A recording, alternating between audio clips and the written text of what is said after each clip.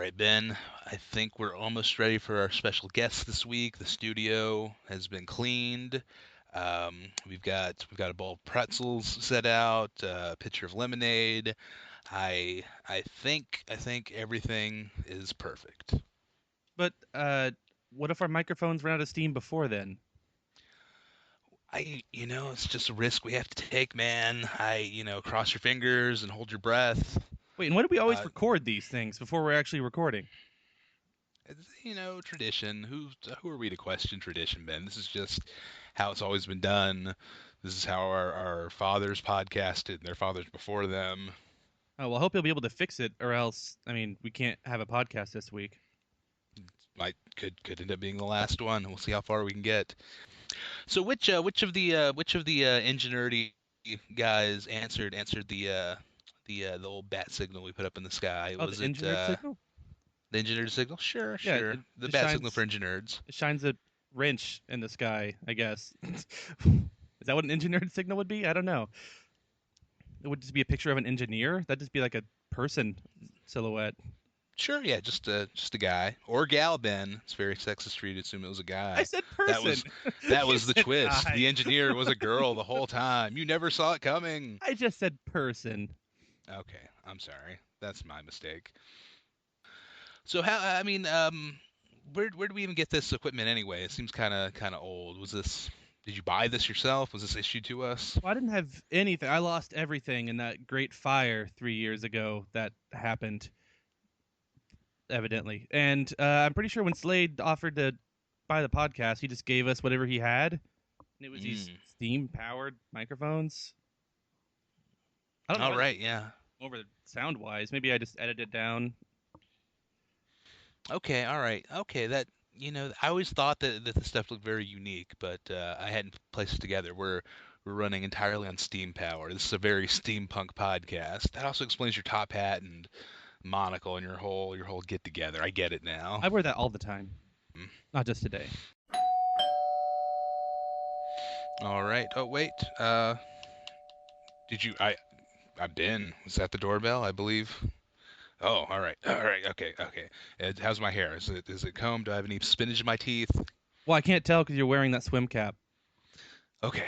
Well, I mean, you can still. Okay. Okay. No spinach though. Oh, well, no, the spinach in the swim cap. Okay. Gotcha. All right. We're gonna open the door. What? Oh, St. Jimmy, thank you for coming on such short notice. We do appreciate it. Oh, I saw the ingenuity symbol in the sky and I rushed right over. What seems to be the problem? Well, our podcast equipment is not doing so well. It's taking a turn for the worse. I think Ben might have maybe spilled some soda on it just Whoa. between me and you. I don't know. No, no, no. Well, also our door is making this weird creaky sound when it opens. Oh, Brian, yeah. open and close that door again. What's that sound like? Oh, it's here. Let's go. Oh yeah, I hope you can fix that too. That was Well, terrible. well, it's not essential. We don't have to fix the door right now. Podcast equipment's number one priority. Well, the door's easy. Just take the cat out of it. Oh, I thought we are supposed to use cat hinges. Yeah, and then just spray it down with some WD-40. It ought to be good. Oh, all right, thank you. Well, you are the master engineer. Thank you. Let's look at that equipment you've got there. Ooh, I haven't seen equipment like this since the winter of '47. Oh wow, I didn't know you'd been around that long. It was just in a picture, actually. Oh, I'm not that old. no. That makes a lot more sense. Looks like you've got some steam fittings here. That's interesting. We were told it's the Looks best like- on the market.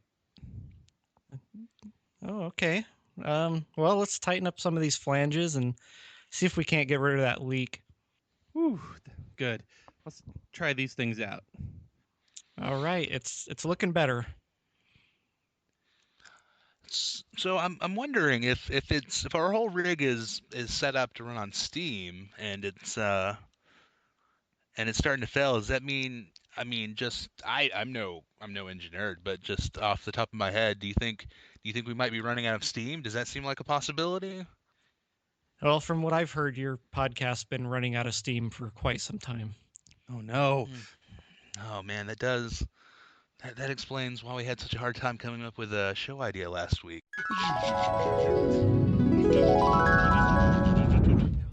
All right, Ben, we need. Well, I can't believe we waited until the last minute. We need a theme. We need a theme. How about we wear silly hats? Is that something we can do? I don't know how well that would really work.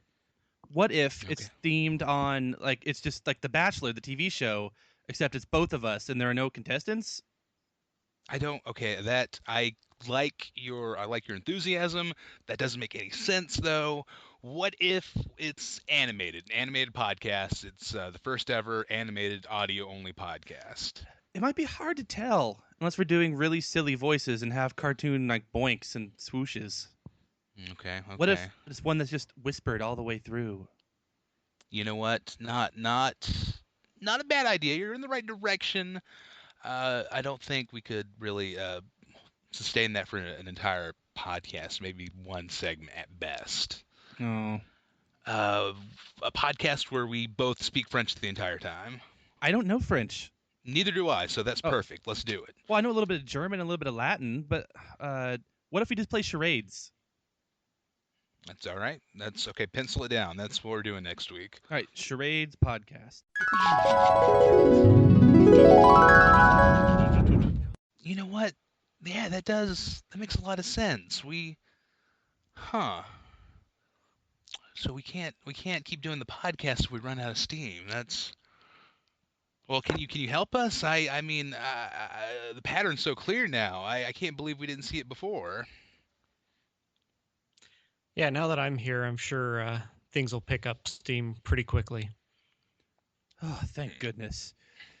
Well, I see you've made some very technical adjustments here. Some tools that I'm not familiar with. I don't know what you call this one. This long one with the flat bit at the end. I'm unfamiliar with these. There must be very high tech. Yeah, that's we just call that a slotted screwdriver. It's See, I see. Okay, I didn't know. My toolbox just consists of hammers. That's all I have. I have 12 different hammers. Different sizes. There's like different bits at the end. You No, take they're off the head identical. and put it. Oh, all right. What's this round wooden spoked thing though? yeah, that's a special tool for working on Steam systems. Oh, okay. Wow, you are the engineerdest of them all. Not of them all, but of them all. Or Yeah. you could be of them all if you wanted to be. Yeah. I've been to malls before. Have you engineered them?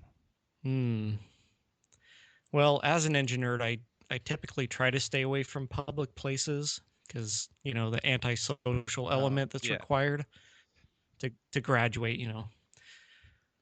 But yeah, I've been there occasionally, nerded it up.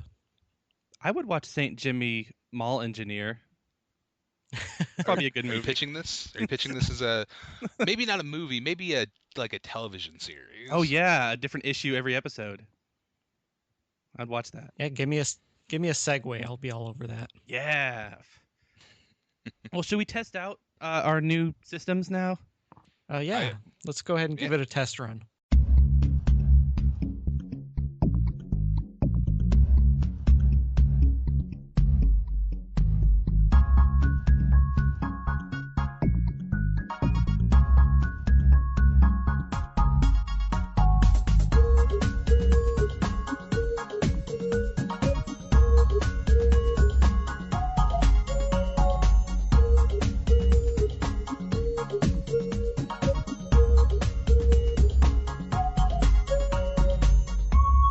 Hello, everybody. Welcome to another episode of HappyCast with Ben and Brian. I am Brian, and joining me is the man with the plan, the canal, Panama, Ben. I don't know if you got that palindrome exactly right. You're really close, I think. Okay, well, I'm going to workshop it. By the end of the podcast, I'll have the perfect palindrome ready to go. I can do a palindrome with your name. Can you? Yeah, Brian Nairb. Yerb. It's not a word, Yeah. but I did one. Okay, well, you're right. Technically true. And that's the best kind of true. Okay, now that this nonsense is out of the way, Ben, we have to introduce our very special guest. He is number two on our collection to have every engineered from the Ingenuity Show on the podcast. Although 2.5. last time, yeah, we did have like a technical cameo appearance, but we haven't had a full-fledged Mr. Pold episode yet. But that's not important because today's guest, none other than the St. Jimmy. St. Jimmy, how you doing? Very well. What's up, nerds? Oh, hanging around, recording, podding cast, fingers crossed, hoping everything goes well. Oh, I'm casting pods. What?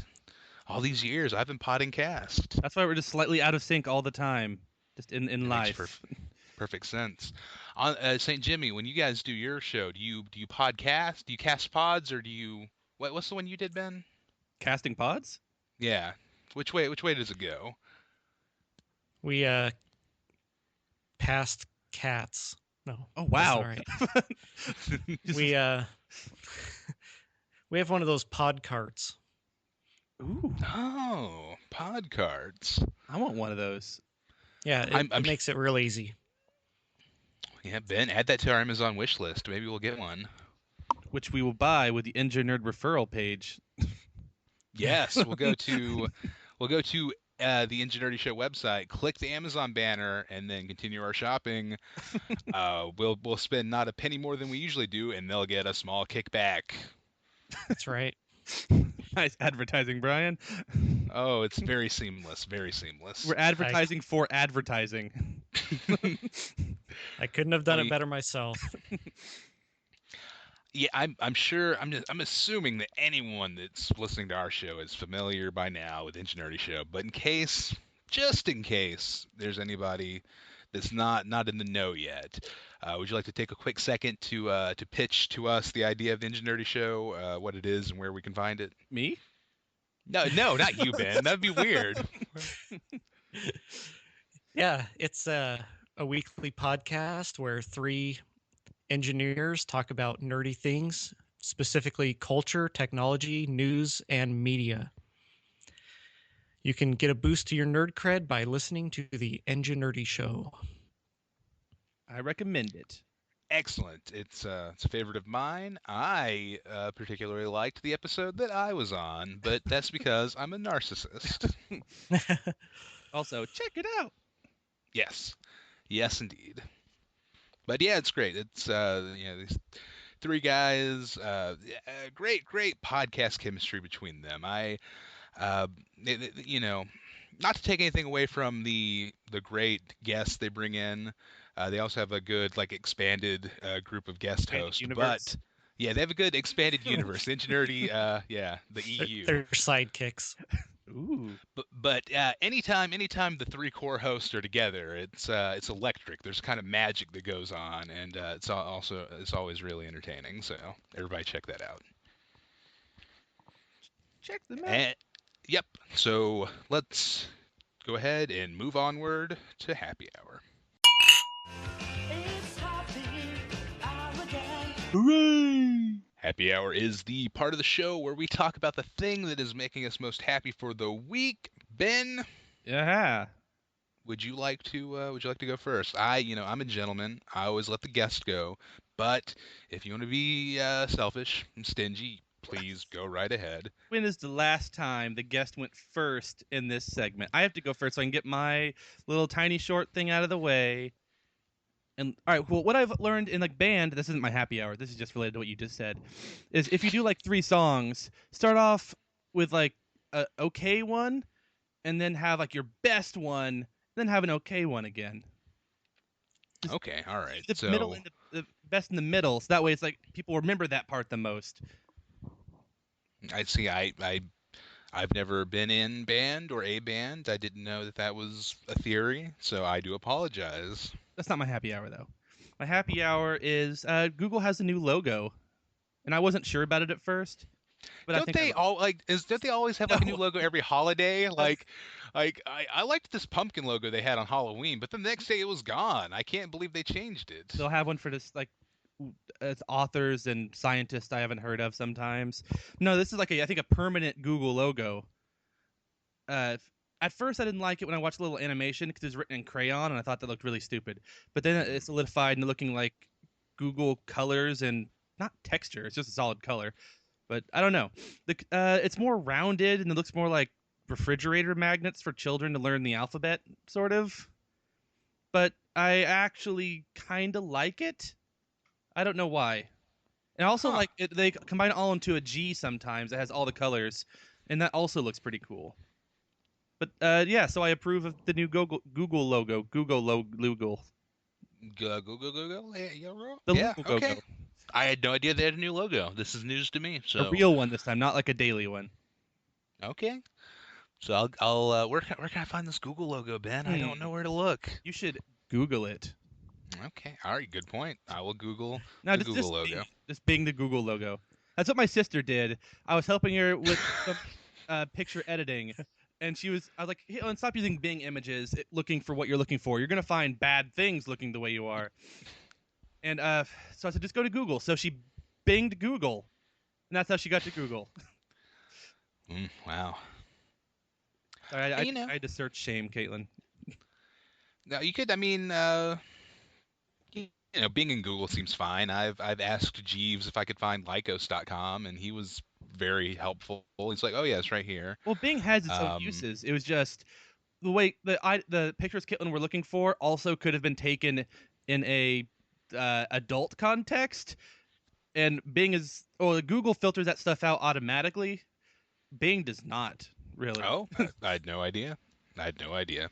Yeah, so Google image search if you want to find the safe images of things you're looking for. All right. So, Ben's Happy Hour is the new Google logo. St. Jimmy, have you seen this? Have you heard about this? Yeah, I saw it today for the first time. It causes me the same emotions as the old one. You don't have a strong emotional attachment to this logo like Ben does? I believe No. he said No, he I don't even wept. have that. I'm just mildly amused by it. It's more I approve of it, and I don't want to use some of my really valuable happy hours whenever I could. I'm taking up way too much time in this podcast with some of these. And this is really St. Jimmy's time to shine now. Oh, okay. All right. My apologies. All right. Yes. So, what is your happy hour, sir? Well, it's something that's starting this week that I've been waiting for since January. It is the return of the college football season. Ah, yes. I thought you were just going to say September. I've been waiting Since all January. year for September to start. Yeah. Well, so I basically just follow one team. I prefer college over professional just because I have more of an attachment to the school since I attended the school, and Mhm. and it's always every game is exciting to me, and it doesn't feel as much like a business as the professional. And it's cool to see these young players come in and get recruited and then develop, and then that they're going to leave at a certain time and new guys are going to come in. So it's always exciting, and there's a lot more teams, and it's kind of cool to follow the teams in your conference and teams you play, see how well they do against other teams and stuff like that. And then you have a bowl game at the end of the year, and you get to play a team that you normally don't play against. So that's always fun. Yeah, I don't watch much sports in general, but I always enjoyed the college football. Now I feel like I'm like hobby dropping again. When I was in marching band, I was in marching band in college for the first year, and I actually cared about the team. Then I got to be on the field, like in between when they were on the field, and it was kind of crazy with all of those fans around cheering, and that was kind of awesome. Even though some of the marching was the fun, like really high knee lift marching, and not the normal field band marching. I got to play the fight song whenever there was stuff going on, so that's when I learned kind of how football works. So now if someone's watching TV and they're watching the Arkansas Razorbacks, I'll be like, yeah, I'm for them. I'm here. I went there. Cool. Yeah, I went to Boise State, and so that's where my allegiance lies. And they generally have a really exciting team. They're fun to watch play, and we have a trademark field turf at our stadium. It's not the typical green. It's a nice blue color Ooh. that other schools complain about, but I think they're all just jealous. Probably. It's like space grass. That sounds cool. I didn't know that. Yeah. Brian, what college team do you root for? Oh, well, being from the Atlanta area, you only have two choices when it comes to local college sports. You go with the University of Georgia, or you go Georgia Tech if you like to be a contrarian. Like, no, Tech is going to do it this year. That's the big college rivalry, and I don't know. I guess Tech, because the Georgia Tech campus is right next to a famous Atlanta eatery called the Varsity, where you can get like really good chili dogs. So that's where my allegiance lies. Oh, I saw that place. Yeah. Oh. You were there. I thought it was like a prison from a distance. No, it is. Wait, are you talking about Georgia Tech? No, it actually looked kind of nice, but it was like fenced in weird. I got worried for a second. Well, you thought we were like at a prison cafeteria? Because I was with you. No, cafeteria next to a prison. Not Oh, okay, a all right. prison. Sorry. It was like across the street from the prison. Well, I don't know that we've played Georgia Tech since I've been a football fan, but I know we've played Georgia a couple times. Oh, how did that go? We lost horribly the first time, and we won the second time. So Ah, excellent. Got him See, back. my mentality when it comes to sports is I guess I'm always attracted to the underdog. Whoever the underdog is, whoever's expected to lose. I'm like, that's my guy right there. You're not going to win any March Madness brackets that way. No, my Every March single Madness brackets time. are always The terrible. loser. He's going to do it this time. Well, excellent. Yeah, it's a great happy hour pick because I knew that the season was upon us, that college football was starting up, but man, it's hard to believe it's already September. Where does the time go? Wake me up when September ends. Are you just gonna be sleeping for 30 days? Well, yeah, we're just going to pre-record all of these, all the podcasts this month, and just all at once. Well, not all at once. Every Monday. Yeah, I'm hip to your game. I would have liked to have also spit some Green Day titles back and forth, but I honestly can't think of any. I know that one. That America one that Weird Al parodied. American Yeah, Idiot. America the American Beautiful. Idiot. Right. Yes, that's it. Sorry. Green Day's cover of American the Beautiful. Yeah. Classic. They did that one, Time of Your Life, although that's not the actual title. Here's a trivia for you. Yes. That album, American Idiot, has songs that talk about St. Jimmy in them. What? Really? Yeah, I have the album, so A St. Jimmy or the St. Jimmy? I just assumed it was about me. You are the St. Jimmy. So yeah, cool. It's probably about you then. There are no songs I know of that talk about Molten Panthers. Sadly. Yeah. Or geeky chess guys. So you are lucky. That's true. That's true. Now is that the secret origin of Saint Jimmy? Is this the story of how you got canonized? That's kind of where the saint came from, because I like the ring of it, but the Jimmy part is much older. Okay. Wait, so that's the time you got shot out of a cannon? Is that what you're saying, Brian? Yeah, no, that's when you become canonized. You get shot from a cannon, you become a saint. That's how you achieve sainthood. It's like a hazing ritual for all people who want to become saints. Exactly. Yeah, saint hazing. That's definitely a thing. All right, so Brian, what's your happy hour? Yes, my happy hour. I will keep brief. I don't have a terribly much to say about this, but I did. I beat the Arkham Knight Batman video game at last this week after several months back and forth, and I'm very careful with the language I use when I say I beat that game. It was a war of attrition. It was me versus the game. I thought the game was going to win, but I came out victorious. Applause. I can't really clap at a microphone. That's fine.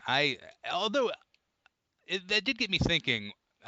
It's odd that that's the terminology we use for finishing a video game. When it comes to other media, you don't say like, "Oh yeah, I conquered that book. That book has been conquered." Yeah, but you beat that other sports team. No, I didn't. Well, no. I watched. I watched. I have never beat a sports team, Ben. I'm but a single man. Well, if you're with him, you go, "Oh yeah, we beat him." You don't say you beat the game though. I guess so you're right. I guess you don't beat Madden. You just beat the teams in Madden. Yes, exactly. You don't like if you're watching like a television show, you're not like, "Oh yeah, I destroyed the new season of Doctor Who." You Yeah, could say that. I killed it. Yeah, but that's a fine video game. You punch people in the face as Batman, and the story was pretty good. I give it 4 out of 5 stars. How many out of bats would you get it? Out of 5 bats? Oh, see, okay, so now the conversion rate from stars to bats is really kind of messy. It actually ends up being somehow like 7.5 out of 5 bats. I don't know how there's actually more wow. bats, yeah, than the scale allows for. Doesn't Hey, make any now sense. you're a bat star.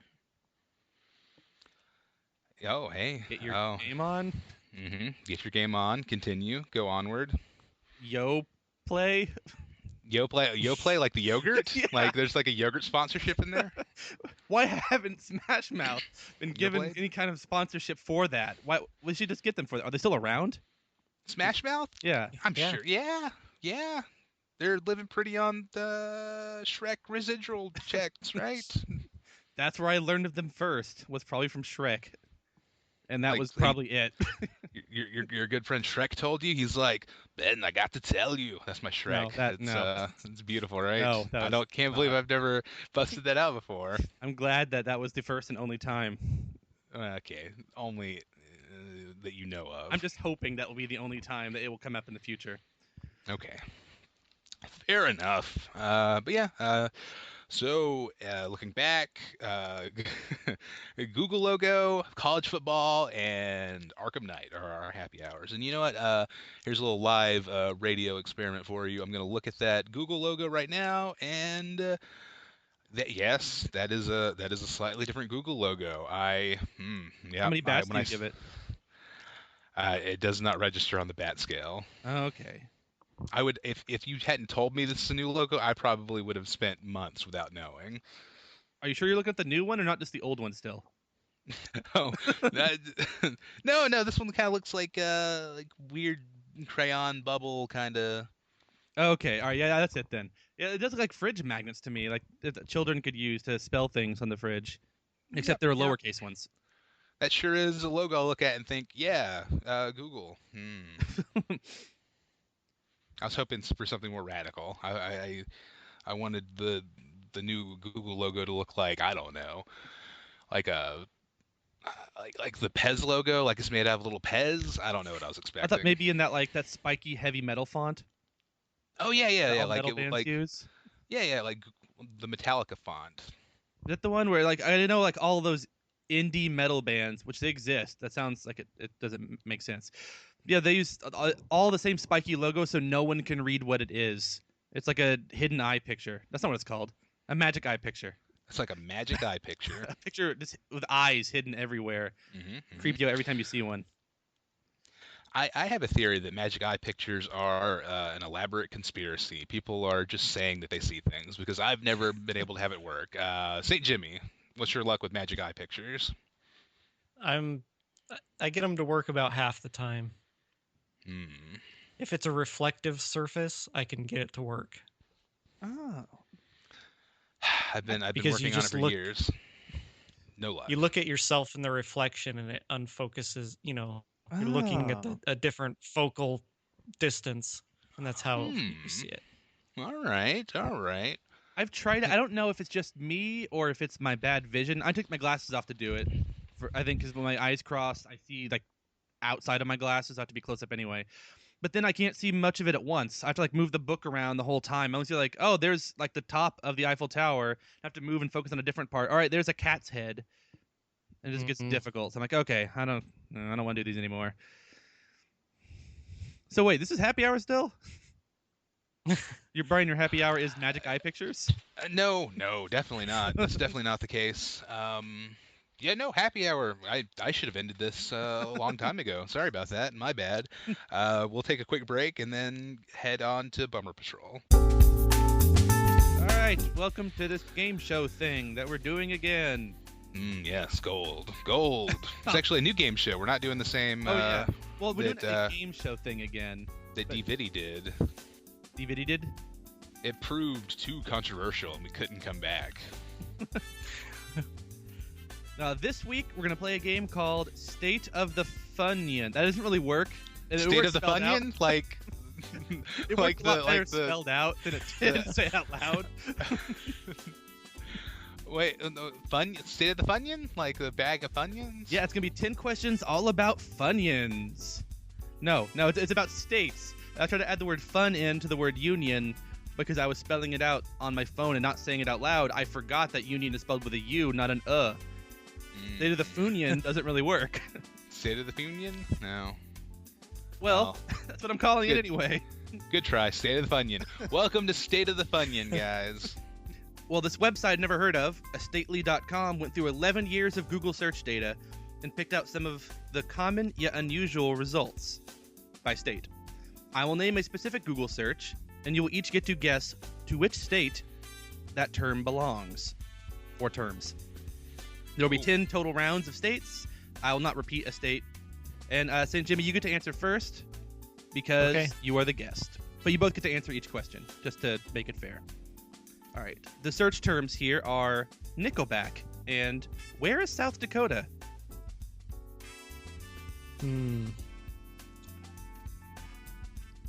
Let's go with Maine. All right, Maine. Brian, your answer? See, I was leaning Maine, but where South Dakota seems like something you would look for if you lived in North Dakota. Like, where is South Dakota? All right. Oh, I forgot to mention a rule.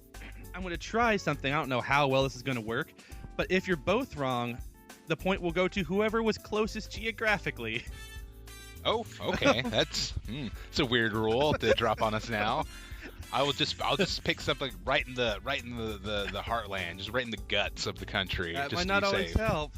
Well, if not, then I have a way higher chance of winning because there's a good chance you won't get a lot of these right. That's true. I was almost certain this game would end 0-0. To be honest, Well, the correct answer for that one is South Dakota. So Brian, you get the point for being one border state away. What? Why would anyone in South Dakota need to know where South Dakota is? They should have that on lock. Maybe it's a bunch of North Dakotans like traveling to South Dakota and be like, "How did I get here? Where am I?" So they Google it. Maybe. Okay. All right. So 1 point. I'll take the point. And you better keep track of the points because I have to scroll through notes. Oh, sorry. Okay. All right. We have this giant scoreboard here in the studio, but the listeners can't see that. All right, question 2. Well, not really a question. So, search term 2, Nicolas Cage, outhouse. Are those separate? It's Oh, not Nicolas Cage outhouse? Yeah, those are separate. And Brian, you Okay. can guess first this time. Oh, do I? Sorry. Let's go back. Nicolas Cage. Nicolas Cage. They love Nicolas Cage in his home state, probably, of Missouri. All right, Missouri. St. Jimmy. Where does the Venn diagram of Nicolas Cage and outhouse overlap? Arkansas. Arkansas. All right. And Brian, you said Missouri. Missouri. The answer is Alaska. I will give this to Brian because Missouri is a little bit norther than Arkansas is. Yeah, Arkansas is, I think one of theirs is Hotel California lyrics. Don't know why. Weird. Also don't know why Alaskans are so crazy about Nicolas Cage or outhouses. All right, number 3. Hootie and the Blowfish. Miss Cleo. St. Jimmy, your turn to answer. Oregon. All right, Oregon. And Brian. I'm gonna go Florida. We got Oregon, we got Florida. The answer is South Carolina. Wow, Brian, are you cheating? You're racking up the points here. No, this is Geographically. just this is blind luck. I haven't gotten a single question right yet. If I were cheating, I would be getting these on the nose. Well, but maybe you don't want us to know you're cheating. If you got all of them right, I would know you were cheating. But if you're just geographically close, I wouldn't. Number 4, Steven Seagal, dog clothes. All right, Brian. I can't stop thinking about a dog dressed like Steven Seagal now, with, like the ponytail. What about Steven Seagal dressed in dog clothes? I don't even know what that would be. Clothes for a dog. Hopefully a big dog, so it fit. I'm gonna go Steven Seagal. As a lifelong resident of the Southeast, I know that we love some Steven Seagal in this general area. I'm gonna say Kentucky. All right, Kentucky. Let's go with Oklahoma. Oklahoma. The answer is Louisiana. Now, who's closer? Probably Louisiana. Yeah. I mean, probably Oklahoma. Yeah. I get the you point. you mean the exact thing you said? Yes. I was reading it. Yeah, Oklahoma's closer, I think, by a state. So 1 point for St. Jimmy, 3 points for St. Brian. All right, question 1, 2, 3, 4, 5. What does Alabama mean? Casserole recipe.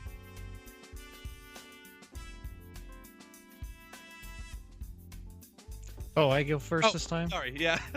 Okay. I'm going to guess Alabama. All right, Brian. New York. I That's gave you a city and a state. Oh, yeah, speaking of cities, District of Columbia is also on the list, but I left it out. Oh, Just weird. like Congress does. That was not like a statement. I wasn't like trying to make any kind of stand about that. No. Saying We that's now fact. we see how you feel. Yeah. I'm pro DC. I don't know. The answer is Alabama. You get a double point for getting exactly right. Sweet. Wait, is that how that works? That Yeah. seems like a new rule It to is throw now. Well, I was waiting until someone did it, and it went a lot longer than I thought it would because I forgot of the chances of getting these right is like 1 in 50. But every time you finish one, the chance goes down by 1 because I never repeat a state. So what's the score so far, Brian? Right now we're tied up 3-3. All right, now we time for the halftime show. Oh, is Katy Perry gonna be here? Oh no. We only got the Who. The Who?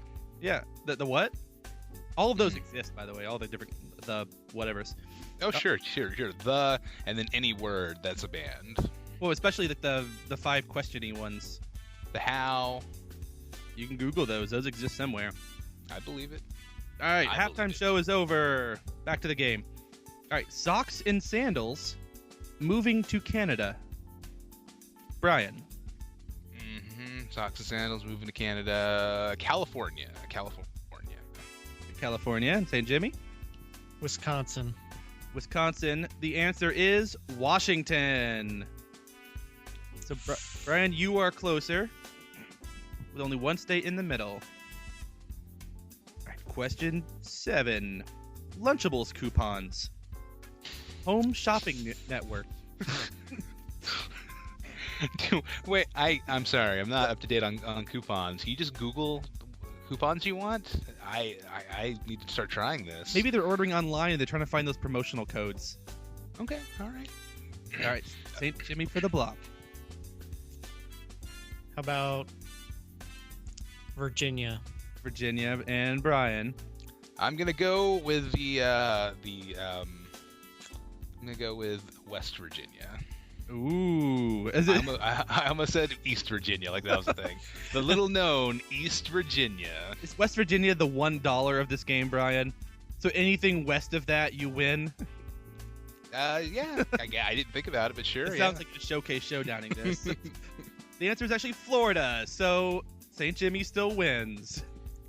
Oh shucks. The reason I always pause before saying it is because there's a different name underneath the Skype picture. So I always have to pause before I say St. Oh. Jimmy. Sorry about that. Oh, it's not your bad. I was just stating to everyone else. I didn't like forget your name every time. I just looked down at your video. I'm like, oh wait, nope, I don't say that one. Just frantically checking his notes. Well, Point Brian- goes to Mr. Polt. Oh no. Whereas I say Brian's name easily every time because it's in his picture. I mean, I could call you Oh. Chris, I guess. But You could If call I him could Chris. figure out how to put my name in my picture, that might help. just like hold a piece of paper the whole time. No. All right, question 8. I forgot who goes first. McDonald's secret menu, Guy Fieri. Oh, it's my turn. Right. Guy Fieri. They love Guy Fieri in Vegas. He's like a god there. So I'm gonna go with Nevada. Oh, they do have all those Guy Fieri restaurants all over the Vegas Strip. Yes, he owns the Vegas Strip. He's like the king of Vegas. I don't think that's true. That was going to be my answer also. You can go with it too. All right, Nevada. Wait. Nobody wins. All right, I I'll go never with, said people couldn't take No, the that's same okay. place. No, okay. If that's Let's how we're go playing this, okay, yeah. Arizona. Oh yeah, and this can only happen one time a game. No, Oh, okay. I'll go with Arizona. The answer is actually Nevada. Double point for Brian. Nevada. I don't know how you should say it. Let's call the whole thing off. But yeah, Brian, you get the double point for that one. Oh. How did you know that Guy Fieri is popular? Also, McDonald's secret menu is very popular in Nevada. And I don't think that that's a real thing. McDonald's isn't like In and Out. I don't think you can get like a Big Mac animal style, but Maybe the ones that Guy Fieri is a franchise owner of. sure, yeah, exactly. Guy Fieri's McDonald's. They're only in Nevada. I want a burger, full Fieri, hold the guy. And that means something that I don't know because I don't really I eat mean- those. All right, number 9. Bigfoot evidence, pyramid scheme, Little Caesars, Lou Bega's Mambo number 5. Oh, are you sure? I'm glad you specified. I thought you were looking for like Bob Dylan's Mambo number 5, but okay, Lou Bega. Okay. Not his number 3 or number 4 or 7, but his 5. Let's go Tennessee. All right, and Brian. I am going to say. What was it? Mambo number 5 and what Bigfoot else? evidence, pyramid scheme, and Little Caesars. Little Caesars. Hawaii. All right. Well, easily by location, St. Jimmy wins because Hawaii is really far away from the rest of the states. The answer is Michigan. I guess you're. I guess that was a poor strategic choice. to Unless say the answer Hawaii. is actually Hawaii. I might have counted California or any of the West Coast states because they're at least on the same ocean. Alaska. But anything past that, you would have lost. Yeah, Michigan though. So point for St. Jimmy. And final question: is it possible for a tie or a win, Brian? I don't have the. Yes, it is. Yes. Right now, the score is St. Jimmy with 5, and I have 6. So if he gets it right, with a point, it'll be a tie. Or if he gets it exactly right, he can take the win. So. All right, this is intense. I'll play the intense music here, which I think plays the whole time because that's how the timer music is. All right, there are 5 different searches this time. Razor Scooter, Mustache, Dilbert, the comic strip, Bronies, and Unicorn Pictures. Unicorn pictures. Give you a nice, bronies, like, full Dilbert. image of this state. Dilbert. Okay, all right. I go first. You do go first.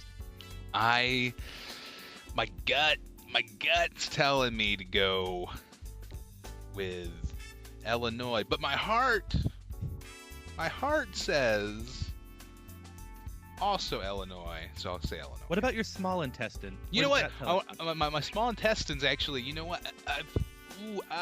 Minnesota actually. The whole thing it turned on me real fast, but Minnesota is what I'm gonna go with. All right, Minnesota. Ohio. Ohio. Ooh, this is a close one. The state is Utah. I assume Ohio's a little bit closer because it's a little bit southerner. More south, I guess, is the better word. So it's a tie game. Oh, should I come up with a tiebreaker? Wait, did you not already have a tiebreaker prepared, Ben? This is very, very Well, shoddy. I didn't game show expect there to craft. be this many. With all the double points and everything, it could have been anything here. I don't mind being a co-champion. You could be co-champions, or would you like to win, St. Jimmy? Let's just say everyone wins except for Ben. Oh, I like that a lot. So wait, one join more us next question, week. man. one more. All right, Eagles, the band. well, you're not gonna win. Like No, no, really, no. you're just trying to drag somebody down to your level now. Yeah. You want to be like co-losers now. Well, no, if we were co-losers, I would start naming off the Georgia stuff. You don't want to hear the Georgia's search terms here. Okay. All right. So, yeah, so you know, there's a little hint. This one's not Georgia. All right, Eagles, the band, and Hacky Sack. St. Jimmy gets to go first.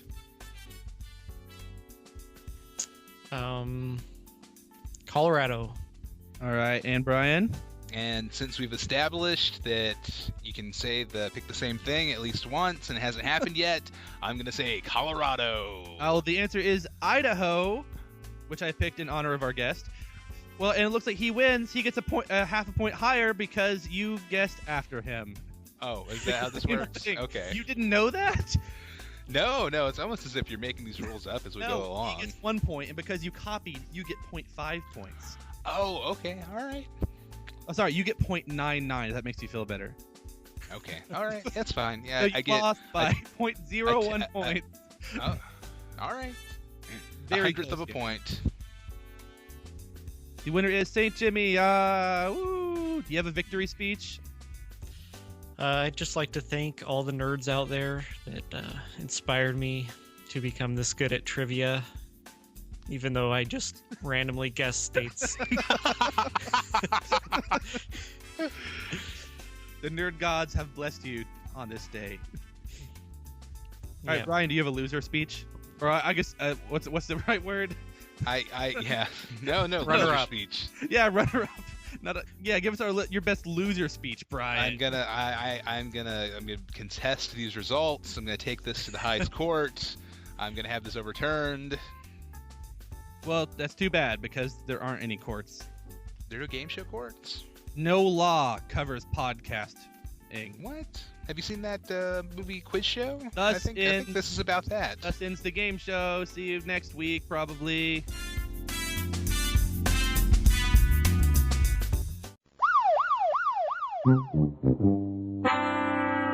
Oh man!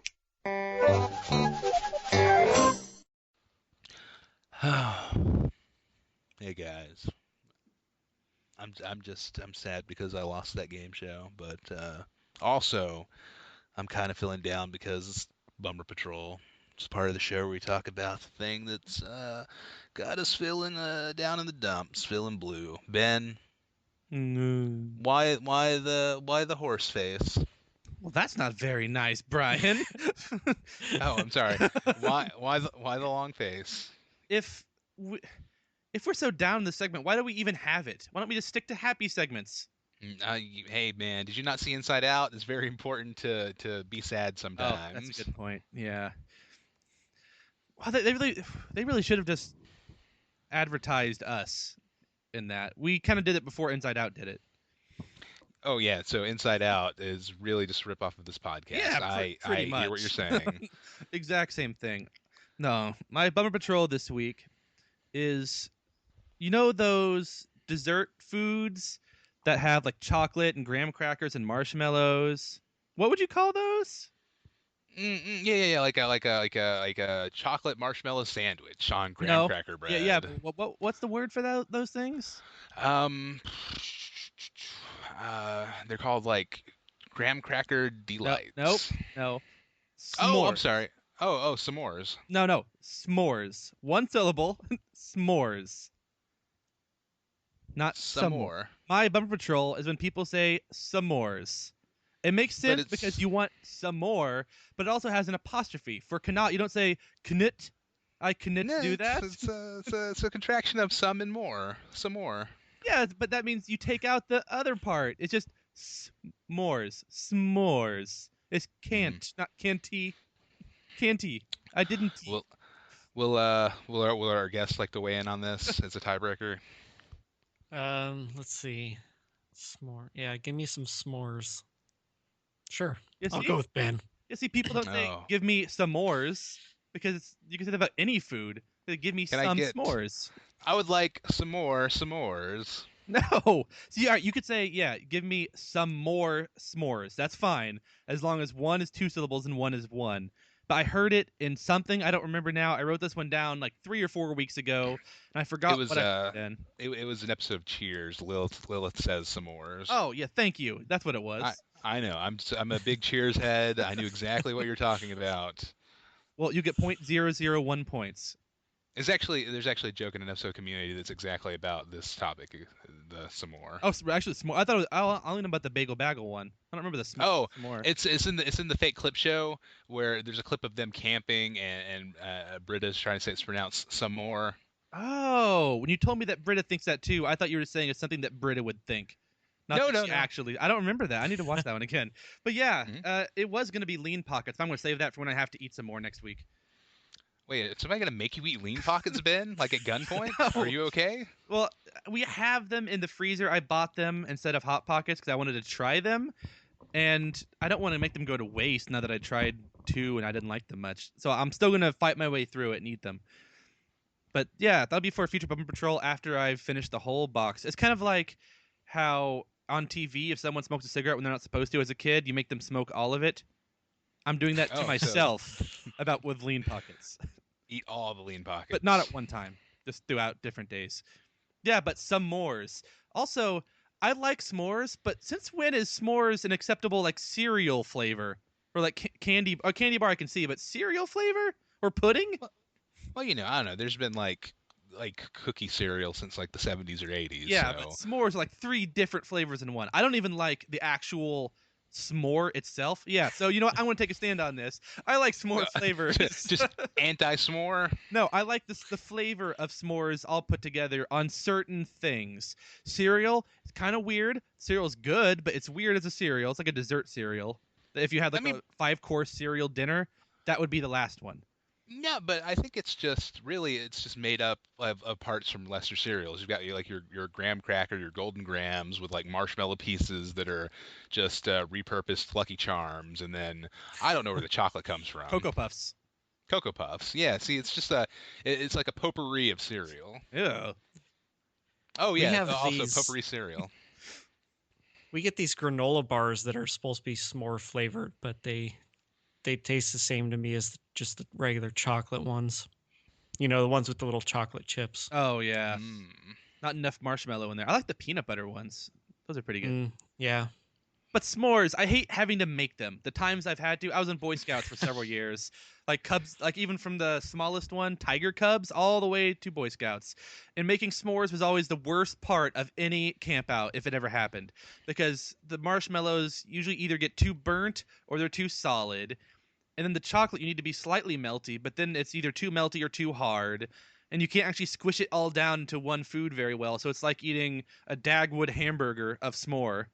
Mm. I'm not stacking Yeah. that many marshmallows on top of each other. I was never a good marshmallow roaster. Mine would just always burst into flames. You might be a little too close to the fire if it's dousing that. Are you I- dousing them with kerosene first? No, I'm just sticking it right in the fire. Yeah, but so you try Well, to you hold gotta on to get it. good coals. Yeah. Oh, right. You gotta get the ash covered coals, and then like you've got the direct heat on one side and indirect heat on the other side for s'mores. And then you try to eat them, and you hold them, and you take a bite, and like the whole graham cracker breaks off. The chocolate does, but the marshmallow is still there. 'Cause you have to have different teeth pressures as you eat through it because nothing is the same kind of thing. It is kind of the only do-it-yourself dessert. It seems unacceptable. I don't know. It just falls when that apart. became a thing. There was a restaurant here in town until recently called S'more Barbecue, Ah! and that was their whole gimmick. Was their special dessert was s'mores, and they would like bring a miniature like little fire pit, like, oh, make s'mores at your table. and I don't know why that was an acceptable gimmick to build a restaurant around, and it didn't really last long, so I guess it didn't do well for them. Was it called barbecue or BBQ? It was some more barbecue spelled out. All right, because I find BBQ just as unacceptable as s'mores. It's a abbreviation. Oh, abbreviation? Initials? It's hyphenated. I don't know which one it is. It's not an initialism. It's you're right. I don't know what that is. But yeah, I'd still call BBQ barbecue because BBQ sounds weird. It sounds like BBC, except it's like BBD, BBE, all the way to BBQ. I don't think you're supposed to say BBQ. I think it's still People pronounced do. barbecue. You want to say s'mores, but people say s'mores. Yeah, also firm anti-BBQ stance. Also the barbecue itself, because I'm not a barbecue fan. But that's not what I'm patrol right now. I'm not bummed about it. I just don't really like it that much. But s'mores and having to make them yourself. That's it. Oh, okay. I just eat the marshmallows. I forego the chocolate and graham cracker. Heated up marshmallows or regular marshmallows? Either one is good. If we're camping, I roast them. But All right. If you weren't camping, it'd be a little bit of a pain to try to roast marshmallows. no, but they're good if you microwave them. They get all bloated and caramelized. It's really good. Yeah, that is good. I used to get a kick out of microwaving the little marshmallow peeps. Oh, I've never done peeps. Oh, it's cool. They get really big and blow up. It's great. I'll have to try Until that. you have to clean the microwave. Oh, I don't because I'm like 5 years old and I don't. Oh, I thought you meant now. No, I'm not doing this as an adult, man. That'd be weird. Like I never would. did for 5. Yeah, I kind of want to do it now. Right, let's. Well, actually, I'm gonna do it. I was gonna say let's do it in the hotel microwave, but I thought maybe we shouldn't do it in the hotel microwave. No, you might get in trouble with that. Yeah. Unless we clean it. S'mores, huh? You know, I'm gonna back your play here. S'mores, not a great dessert. It's because I like a good graham cracker. Chocolate, everybody loves chocolate, and marshmallows are great.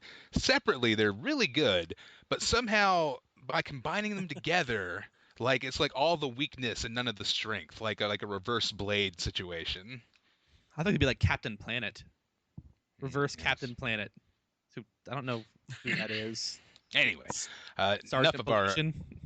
yep, Sergeant Pollution, that classic villain.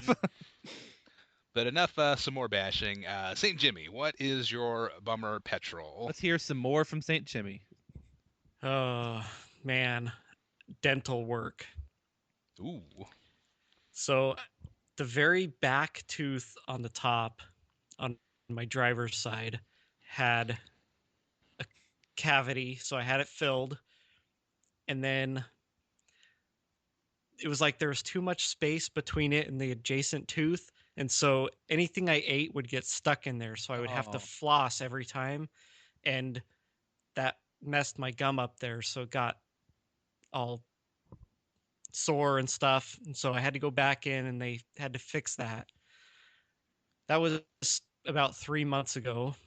Well, last week I had intense pain in that region for almost a week before I finally went into the dentist to get it checked out, and the nerve in the tooth was infected, so I had to have a root canal done on that tooth.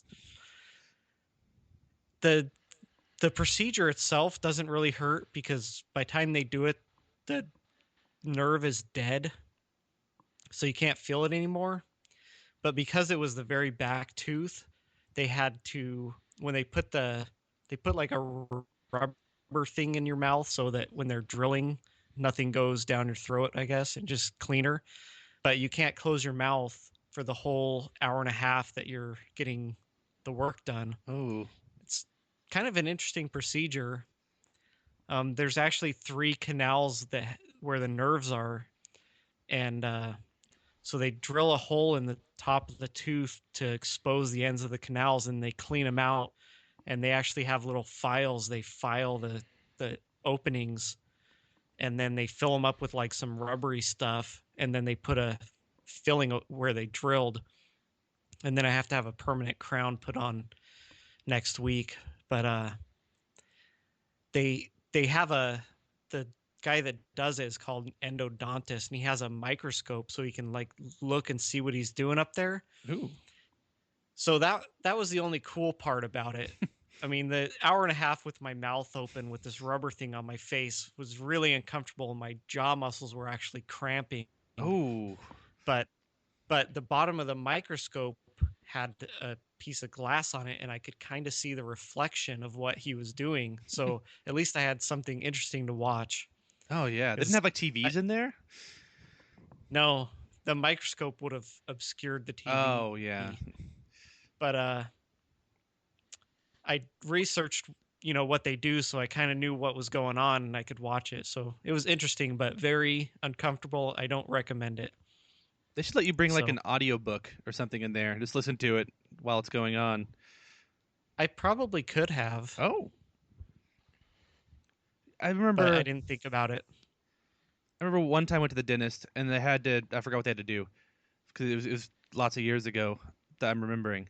But they had to I think might have been pull a tooth for when I got braces or something. And so they gave me a shot of I assume Novocaine to try to numb the area. And they would start doing something and it hurt a whole lot. It felt like they didn't even do anything yet. And so they're like, "Okay, we'll give another one." They waited 15 more minutes, came back. It felt exactly the same. So give me one Wow. more, and then finally it was numb enough that I could like it felt at least slightly numb. And they're like, "We had to give you 3 times what we normally give people." I was like, "Oh, sorry," but that was unpleasant because everyone's like, "Oh yeah, just get the shot and you're fine." But no, I had to take 3 shots before I felt at least okay. It wasn't even numb Yeah. then. They did give me the shot there, but and the doctor kind of made it sound like it was going to hurt a lot when the numbness wore off, and I had some pain pills that the dentist gave me, but it never hurt after that, so Oh, still feels really good. oh, well, I like when Bum Patrol's in on a happy note. Yeah. Ooh, that was man. I've got some dentist issues that I'm dealing with. It was very stressful just hearing you describe the process of getting a root canal. I'm on the edge of my seat. I've been putting off important dental work for a long time. I have to have my wisdom teeth removed at some point. Oh. At some point, we'll see. We'll see how it goes. My father had the same problem. He put it off until he was almost 40. And it didn't go well. Like he got somehow, I guess if you wait longer, it's more of a problem. And there was like an infection. Like somehow there's an infection, and like that's like it's right there in your head, man. So he was like in intensive care for a week. He almost died. It was a bad scene. It was real bad. Whoa. Yeah, I had mine out when I was 18, so I probably should have taken care of it by now. Okay, when we hang up this call, I'm gonna Go right now. I'll call up my Go dentist. I have his home sit number. outside the office and wait till they get there. Exactly. Should we So, like record a few episodes in advance if you're doing that? Because I'm pretty sure you'd be way messed up from that to be able to. No. podcast. I want to be like out of my mind on the dentist drugs, and we'll do some podcasts. It'll be great. Sometimes you can't tell the difference.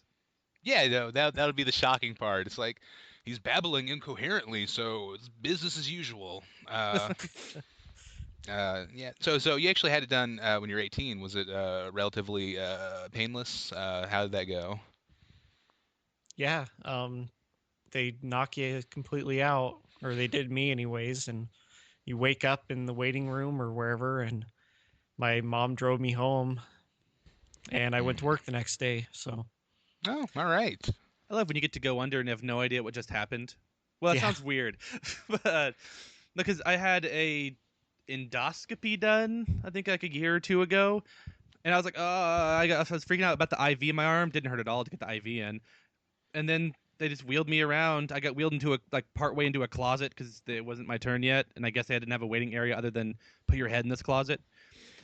And then like the lady's like, "Okay, count down from 10," and I started to, and I was like, "Wait, is your face supposed to be getting blurry? Is that okay?" She's like, "Yeah, it's okay," and started laughing. And then I was just out, and I woke up later, and Megan said I said a couple weird things before I woke up. I don't remember what they were, and she wasn't either. You said some weird things about a treasure buried somewhere. I Yeah, but I don't really remember. It turns out you're DB Cooper somehow. I don't know how that works. But then I remember I was still I felt out of it while I was trying to like get redressed. I remember I asked the nurse if it hurts to get the IV ripped or taken out, because on TV it always looks like it really hurts when they take the IV out. Like the patient's always like, "Ugh," every time. And they're like, "Okay, well, we're not going to rip out your IV like they do on TV, though." Like, "Oh, I know. I just didn't know if it hurts or not." Like, "No, we're not going to rip it out. You'll be fine." Yeah, that wasn't dentist related, but it was being out related. Sure. Well, my bumper patrol's not going to hang in this company. Oh yeah, Dental s'mores. s'mores, and yeah. Well, you're right. Ben set the bar pretty low, but no. Mine is it's just a simple occurrence that happened recently. I was at work talking to a coworker, and she said like, "Oh yeah, this other guy we work with. I'm not using names to protect the innocent." Change his name to Ben. Yeah, she's like, "Hey, Ben thinks you're hilarious." I'm like, "Oh, that's cool. That's cool, I guess." She's like, "Yeah. It's just." I was like, what is it? I mean, I'm not telling jokes. Like, no, just how you are. Just Oh. your default thing. Like, oh, just my existence is funny to him. That's cool, I guess. And he said, she said, yeah. He even does a really good impression of you. Uh-oh. I say, oh, that. Oh, okay. I didn't know that. That sounds okay. That's a scary thing She's to like, hear. yeah. She's like, yeah. He does the voice and he does the head tilt. What? I say, wait, what do you mean head tilt? Like that's a thing I do? She's like, yeah. Everybody knows about the head tilt. I'm like, oh, all right. And like in the hands, you gesture with your hands a lot when you talk. I'm like, okay, all right. It was a real eye-opening experience having someone just describe like your base character traits. Like, yeah, that thing you always do that everybody sees but you don't. That's what that is. It's you're too close. Like you can't see it because you're right there. But so if you ever see me in person, listeners, just look out for my trademark head tilt and my hand gestures. I've been around you for multiple strings of days, and I never noticed anything weird. You I didn't never notice noticed me tilt my head like an inquisitive dog. I was thinking like Michael Myers whenever he is about to kill someone. He often does a No. head tilt. But I don't know. notice any weird head tilts from you or like out of place hand gestures. So that's kind of Okay. weird. Well, maybe you're just not observant enough, Ben. I don't What? know. No, I am hyper observant, just like that guy from that show about psychic people. Oh, right. Yes. Psych? Monk. No. No. Other than that time that my sister was doing an impression of me, that's in quotes. That was great. That was the funniest thing, Ben. She got your number. Boom. So Shufflin' Kyle. I've told that story before in the podcast. Well, Yes. when we were growing up together in junior high or high school, that's not really growing up. I don't know. It still is. Just whatever. His sister, who I knew, would often try to show one of my traits that I apparently did but never noticed. And I know now it's because of my incredibly dry eyes. I always dry out. But apparently I blink hard often. But I don't really notice. Well, every time she would see me, she would do that to me just without saying anything. She'd just start blinking really hard at me, like as if an impression of me, and that kind of bothered me. What? I just thought of it because I Maybe- forgot all about it. Bring up old wounds. Maybe she was like flirting with you, but she was really bad at it. So she blinked both eyes really hard. She was trying to wink, but she couldn't quite get the coordination down, so it just ended up being a blink, like a really hard blink. I don't think so. Well, I guess speaking of blinks, a few episodes ago I did talk about how I verbally say blink every time I blink. Maybe that's why. You did say that. But yeah, so that's a little side bumper patrol that I remembered because of your story about people doing the things you do as Yeah, as a yeah, I trait of guess. yours.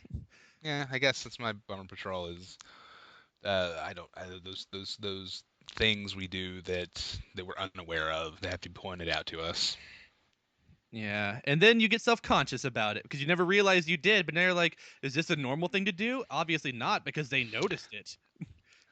That's true. And then I try to replay all my interactions with these people, and in my mind, just going back to Monk, it's just I walk in like Adrian Monk style, just hand gestures and tilting my head, like here's the thing. Next time you see that guy, are you going to start like trying to keep your head perfectly straight and keep your arms to your sides while you talk Arms- totally serious yes. topics? Stiff as a board. Yes.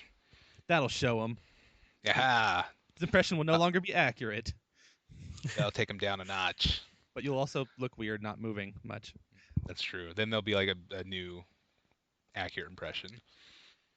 Well, that's all of that, I guess. That concludes Bummer Patrol.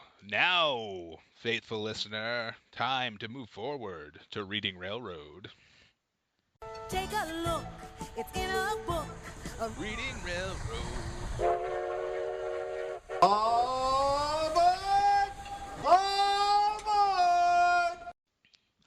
But you don't have to take my word for it. Is that how we start the segment? I don't think it ever was. Oh. It's time for Reading Railroad, but you don't have to take my word for it. You do. Yeah, you actually do. That's all you Well, have is and my mine. word. No, they have to take my word, Ben. I appreciate you backing me up, but if the listener doesn't want to believe that it's time for Reading Railroad, I will stop this podcast right now. We'll turn around. We'll go all the way back to happy hour. Couldn't they have just- I'll turn this podcast around. Couldn't they have distrusted the bumper I displayed? No, nobody listens to those, Ben. I've had people tell me they fast forward through your bumpers. It's like the 5-second or under bumpers. They just skip it. Yeah, I'm sorry. Wow. I'm sorry you had to learn like this. I'll just stop using them from now on. I didn't want it to come out like this, Ben. I'm so sorry. That ruins my intervention, my bumper intervention I was going to throw. Oh. But that's, topic for another day. Reading Railroad. Just gonna, we're gonna chat about some high literature that we've been reading, classics. Talk about things you should check out. Ben, what great American novel have you been reading that you would like to share with the listeners? I have been reading Stephen King's Wuthering Heights. Oh, a most most delightful tale. Please go forward. Only half of that is true. I am currently not currently. I finished like a week ago. Mr. Mercedes, the first in a trilogy that Brian is 1.5 way through. 1 1/4. The second one is Finders Keepers, and the third one is End of Watch. Is that it? Yes. Well, Mr. Mercedes, this crazy mean guy drives a car into a large group of people, and then like a year later, the cop is who is on it retired, and tries to get him when he gets like a mysterious letter from the killer. And there's a cat and mouse game throughout, and there's like a unlikely band of heroes, as he does often in his books, like Dark Tower series. I only like reading about likely heroes. That's my jam. Like Conan the Barbarian. You're cool with him? Exactly. Like, oh, this guy's a hero. That's he's his gonna defining win. trait. So anytime the hero's in danger, you just close it. Like, no, this is stupid. They wouldn't be in danger here. I'm done. Well, I thought the book was pretty good. I really enjoyed it. It had a surprising twist or two in there. One was pretty disturbing, and one was just like dramatic and like interesting plot structure. I was actually pleased with the ending of this book, unlike about half of the Stephen King books I read, that I feel just kind of just go and go and go and build up, and then, oh, wait, it's over? Wait, no, what? Sure. I mean, that's I've definitely read my share of Stephen King books that make promises that they can't keep in the end, and Under then the they kind of trails off. Oh, sure. If you want to call it Under the Dome, that's fine, Ben. Under the Dome. I always say that one. That one is the big example of I couldn't stop reading, and then it ended. I'm like, oh, okay. Oh, that's how it was. But yeah, no, I agree. This is a very, very well paced, well written book. It's an interesting departure for him. I'm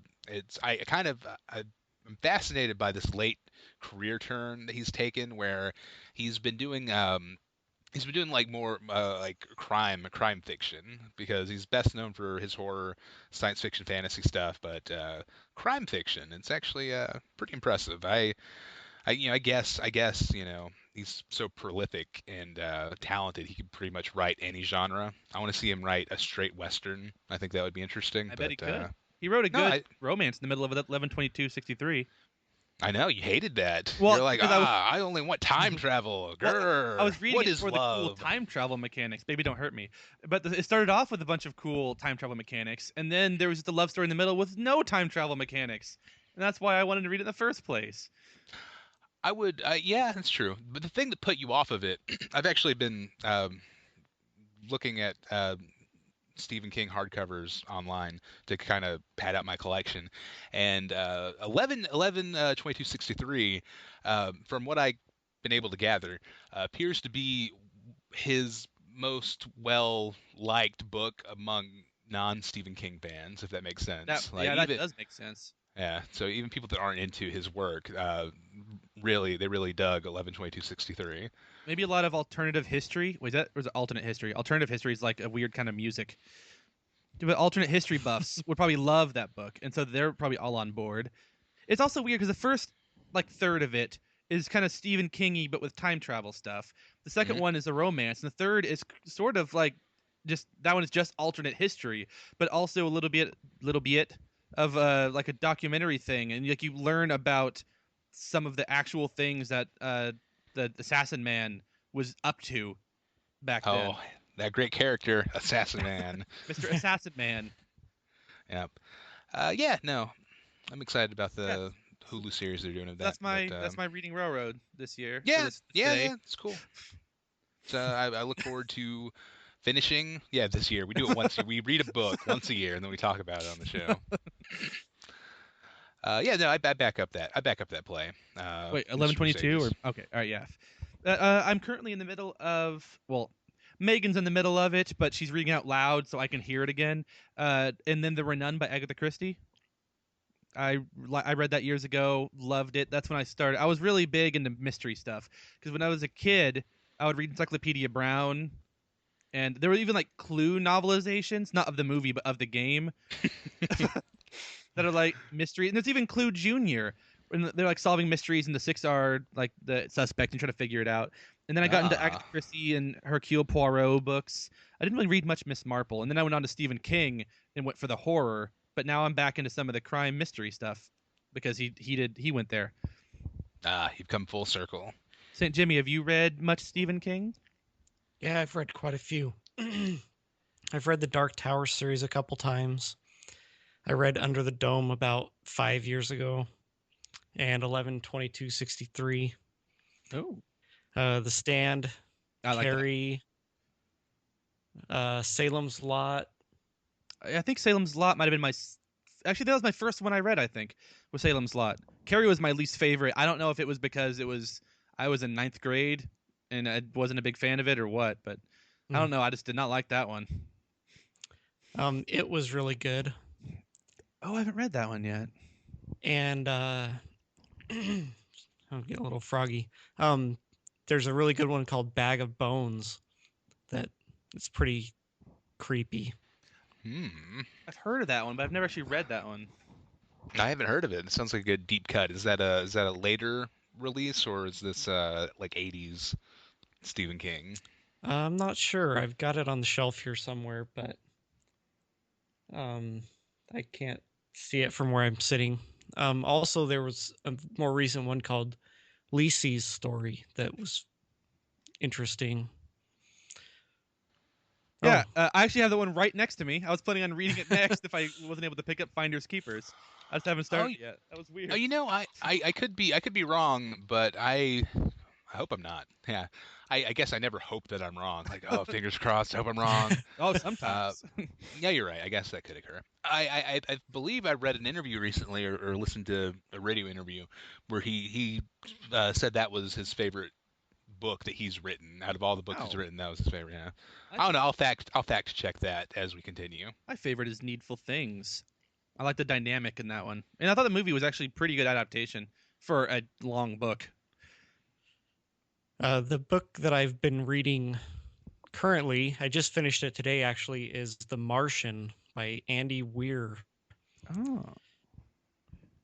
And there's a film coming out like next month, I think, with Matt Damon playing the lead character. Yeah, I've heard you guys, was it worry about that movie? Mostly because of Matt Damon? That was DVD. Okay. I can remember if He you were all didn't- on board or it was just him. He didn't like the way Matt Damon looked in Interstellar. Apparently, he thought he was looking a little chubby. I haven't seen that one, so So, um, what is The Martian? I've only heard of it just in passing, really. okay. So this is a book that my little brother introduced me to, and he actually bought me the copy that I read. It's about a group. They're the third manned team to Mars, and there's 6 people in the group. They're planning on staying there for a month, but on the 6th day they're there, a huge storm hits, and they have to go to their launch vehicle and leave the surface. But on the way there, one of the guys gets hit by some debris, and his is apparently been killed, and so they have to leave him behind, and leave they head back to Earth. Well, the guy ends up not being dead, Ooh. and so he's stuck on Mars with enough supplies for 6 people for a month, or a little under a month.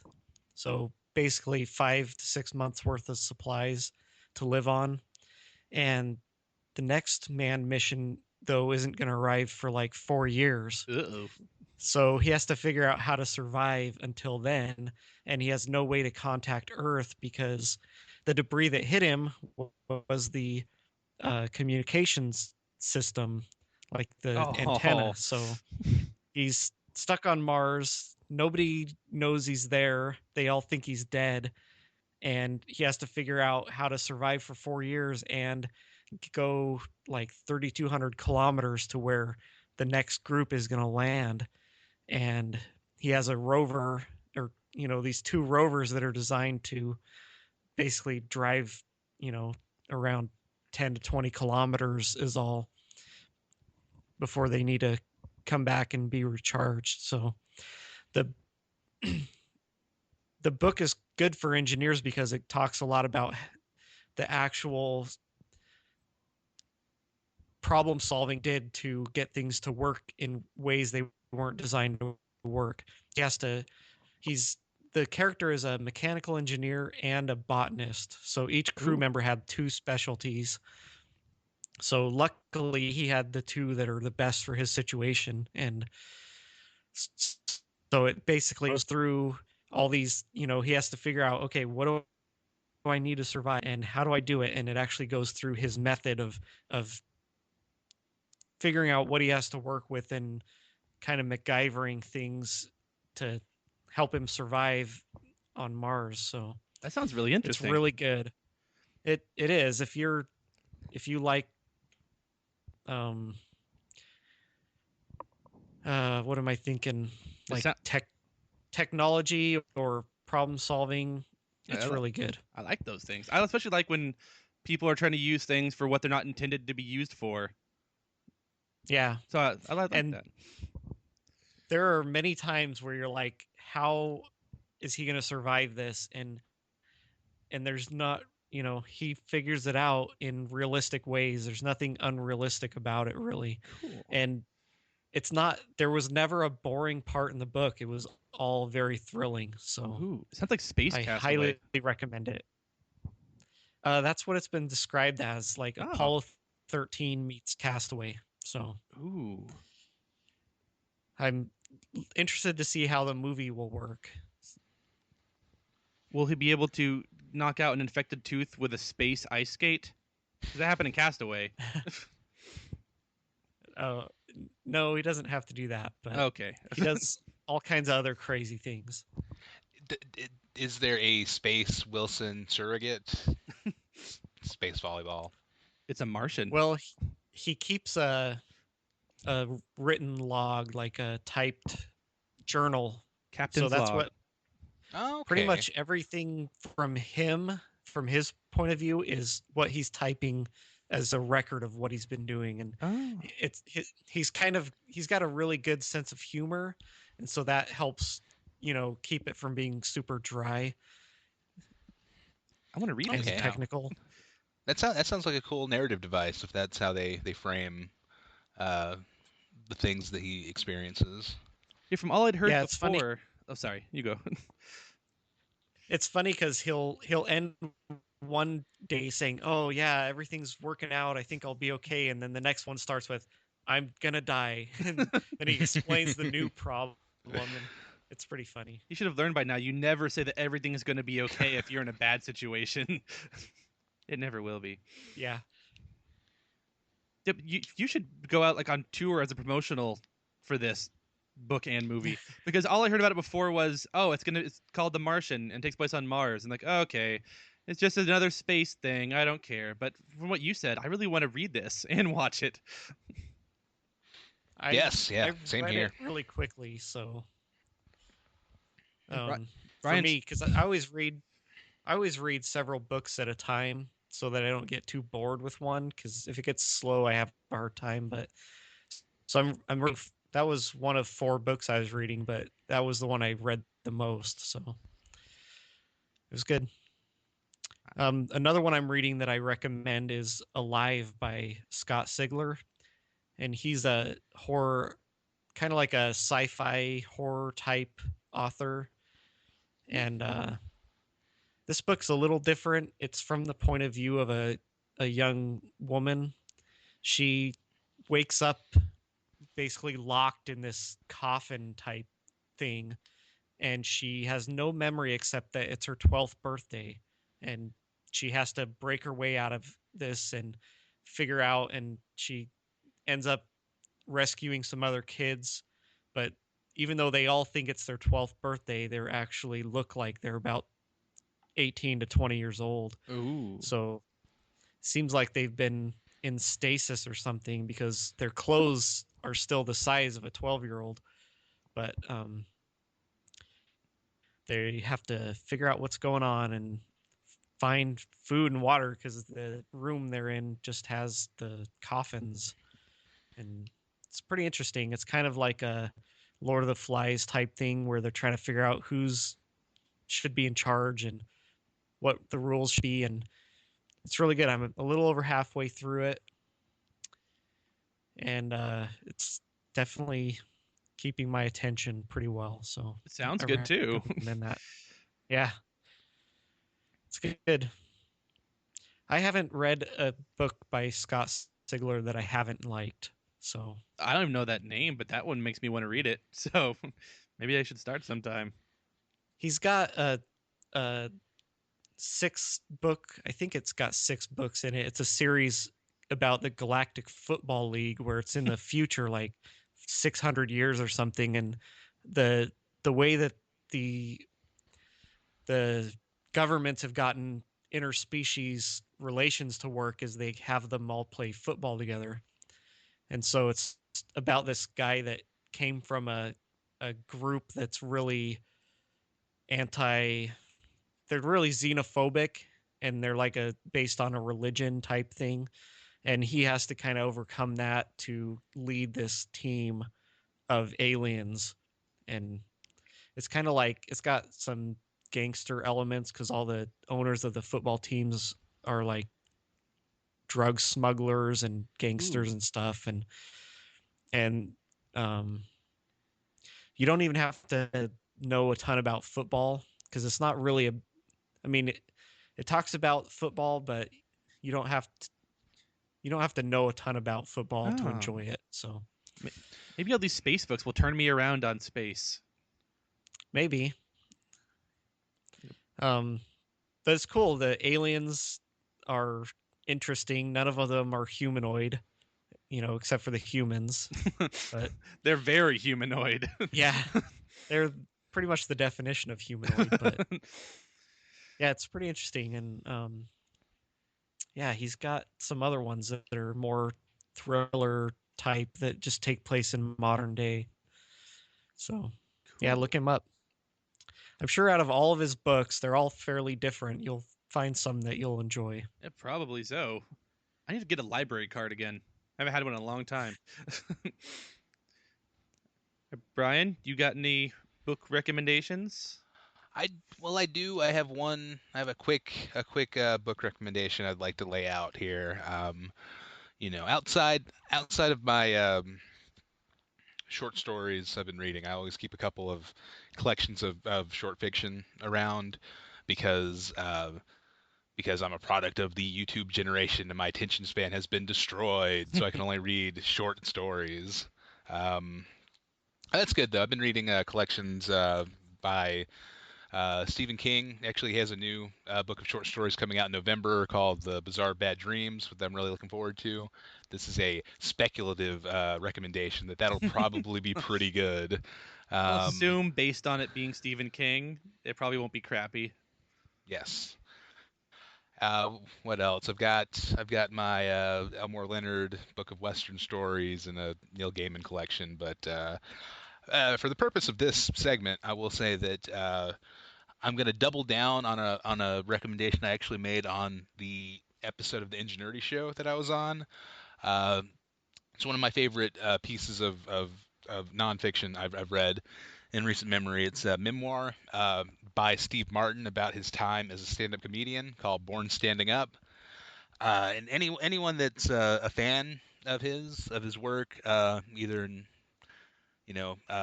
stand up or movies or his newfound Twitter stardom. He's pretty good at Twitter, guys. I don't know how that happened. It's actually a really fascinating read, and I'm gonna make an unusual recommendation that I wouldn't normally make, and say that the audiobook version of this is just splendid. It's excellent because it's read by Steve Martin himself. Oh, So he'll talk about when he talks about the jokes. He has the delivery down, of course, as you would hope. Like he knows how the jokes are delivered. I hope he would. Yeah, or maybe it's been a long time. Maybe he forgot. And then he talks about some his like interpersonal relationships, and it gets really surprisingly touching at times. And he plays the banjo between chapters, so it's just a delight all around. Cool. I want to check that out. That sounds now, really too. good. Yes, I do. Because I'm not usually a fan of the audiobook format. There are certain things like any Stephen King book, I just can't deal with the idea of an audiobook because I have a particular narration style set in my head that never matches up. It's like, oh, that's not right at all. The only one I thought about going for was there's an audiobook version of Needful Things read by Stephen King, which I thought would be interesting to hear.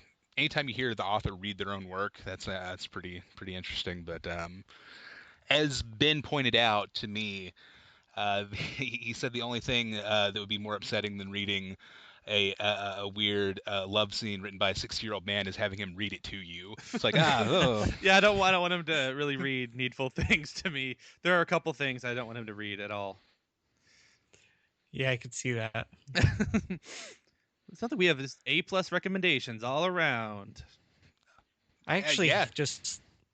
I just had a funny thought. One of the other books I'm reading, I always try to read a classic, is actually Wuthering Heights. Oh, really?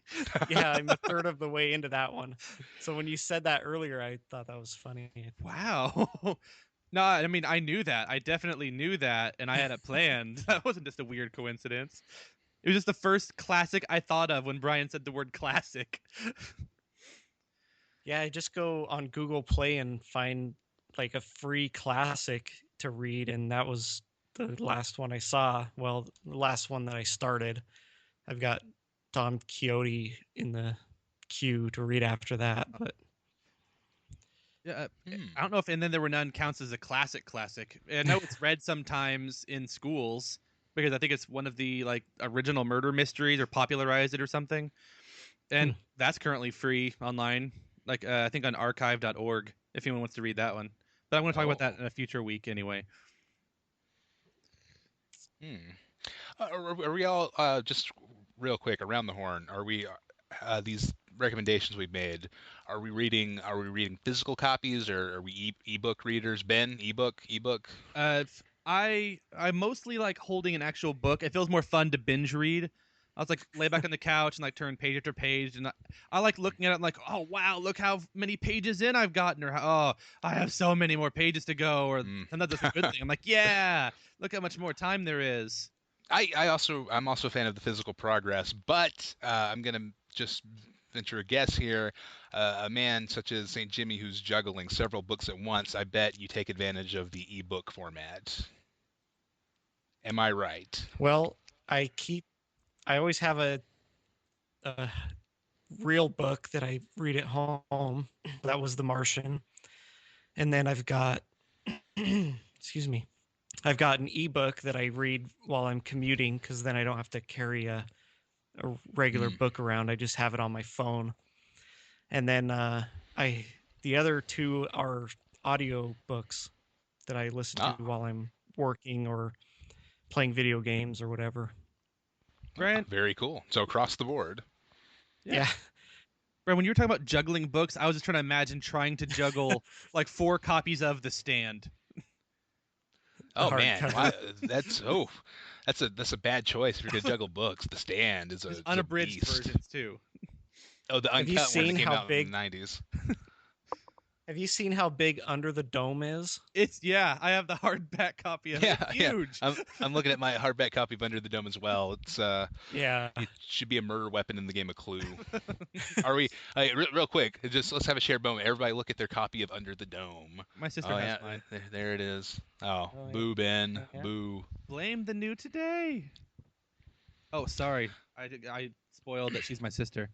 Oh yes. Like I do in almost every other episode. Yeah, I was gonna say I already had that one figured out. Oh yeah, we had our Ingenuity show moment of faux secrecy. It's like, oh no, now people know I live in America. Or Earth? Somewhere on Earth. I Or under it. Oh, yeah. Maybe you're all podcasting from Mars because you're stranded there. oh exactly. The great recommendations all around. The Martian is actually it was already on my radar, but after hearing you speak of it, I really want to pick up a copy. I almost bought a paperback copy the other day, but I know this is well-worn territory on the podcast about re-releases of books with movie art as the cover. Mhm. I picked it up and just had Matt Damon's dumb face on it. I was like, I don't want this. Oh. Yeah. So Mine maybe I'll just has find another one. Mine just has a picture of an astronaut in a spacesuit on Mars. So That sounds way better. Because now, I mean, the existence of the movies already, kind of affected this to some degree. But if Matt Damon's face is on it, then I'm just imagining like Matt Damon adventures the whole time I'm reading it. And then Matt Damon took a paperclip and used it to, I don't know, Well, call Earth. with a paperclip. Yep. Well, speaking of judging a book by its cover, Which I do all the time. You I'm very guilty of it. the only reason I think that I haven't read this Lisi story yet is because the cover it's all red, but there's just a cutout of a shovel with like flowers behind it, Mhm. and it makes it look like it's a book about gardening.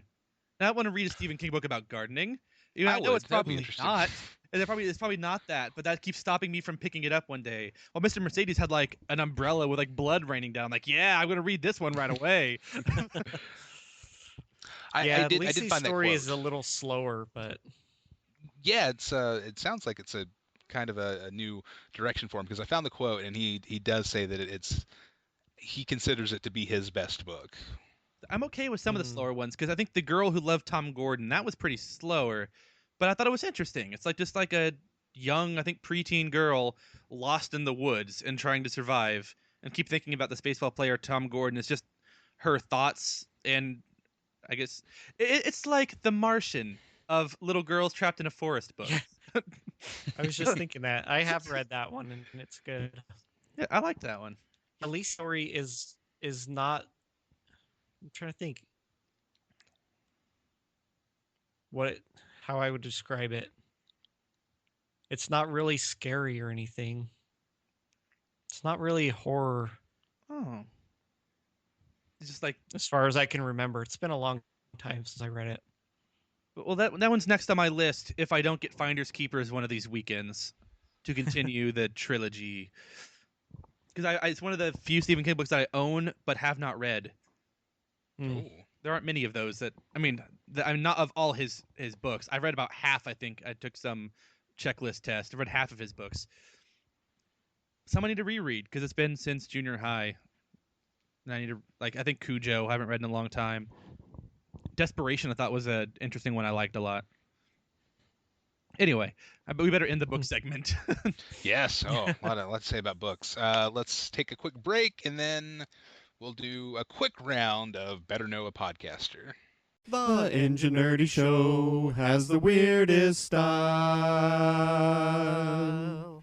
Join us each week as we explore nerd culture. That is not what nerd culture is about Oh. this week. Can I have your watch when you are dead? We could go on quoting Three Amigos all night, but we won't. Technology.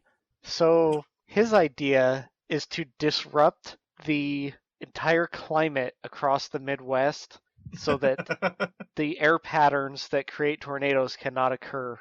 News. I hope that this is a baby or small crocodile, because otherwise that's a freaking huge, scary otter. And the things we've been watching, reading, and playing. Get a boost to your nerd cred by listening to The Ingenuity Show on iTunes, the Stitcher Radio app, or on our website, ingenerdyshow.blogspot.com. Stay nerdy. You're the one listening who's the nerd. Time for Better Know a Podcaster. We're going to take a opportunity to ask 5 quick questions to today's guest, which he will answer, and then we'll go back over and kind of take a closer look at what he has to say. Are you ready, St. Jimmy? Yes, I guess so. Okay, as ready as you're going to be. Yeah. Question 1. I should have actually sent these to you so you could do a little preparation, because I feel bad dropping This would these be on like you. lightning round. Some of these are, I mean, 1 or 2 of these I feel like need maybe a little prep. But question 1. Out of the 130 plus episodes of the Ingenuity Show, does one stand out as your personal favorite? Is there one where you think like, yeah, that one, we're firing all cylinders, it's the perfect episode?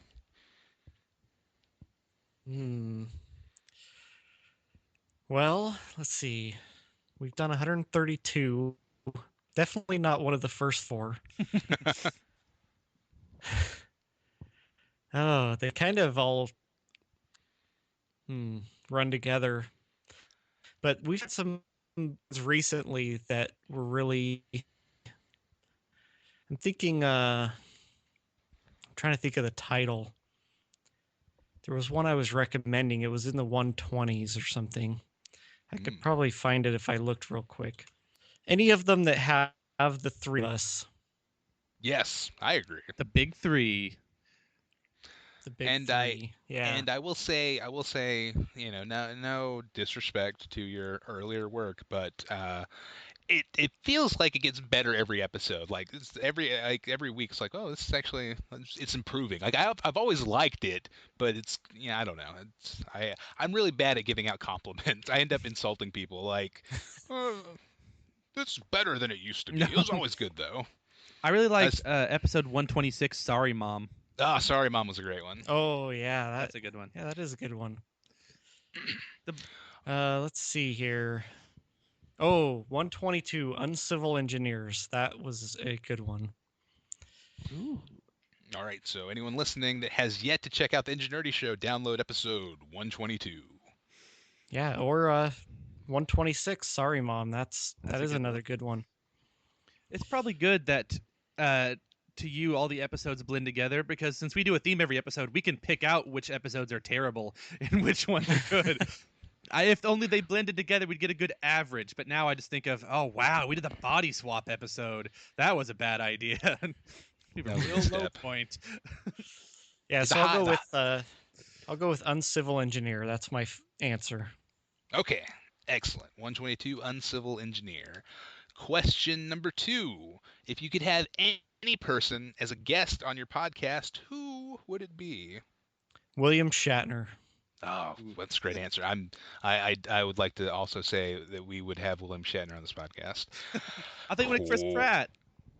Well, you know, Prattner. I gave up on Chris Pratt, and you know, the restraining order, it wasn't working out.